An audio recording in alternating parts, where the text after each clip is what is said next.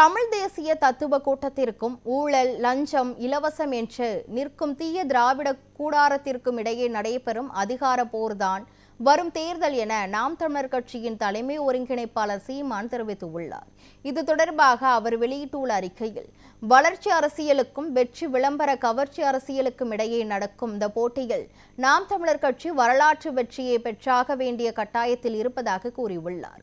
கடந்த கால அவமதிப்புகள், இழி சொற்கள், துரோகங்கள் யாவற்றையும் துடைத்தெறியவும் அதிகாரத்தை வெல்லவும் இது அதிமுக்கிய தேர்தல் என்பதை உணர்ந்து நாம் தமிழர் கட்சியினர் ஒற்றுமையாக செயலாற்ற வேண்டும் என்றும் அவர் கேட்டுக்கொண்டு உள்ளார். எனவே முன் எப்போதும் இல்லாத வகையில் நாம் தமிழர் கட்சியினர் தங்களின் முழு ஆற்றலையும் ஒன்று திரட்டி களப்பணியாற்ற வேண்டும் என்றும் அவர் வலியுறுத்தியுள்ளார். புதியதோர் தேசம் செய்வோம், மக்கள் புரட்சியால் அதை உறுதி செய்வோம் என்ற லட்சிய முழக்கத்தோடு தமிழகத்தில் அரசியல் புரட்சியை நிகழ்த்திட தொடர்ச்சியாக களத்தில் நிற்பது நாம் தமிழர் கட்சிதான் என்றும் சீமான் தெரிவித்துள்ளார்.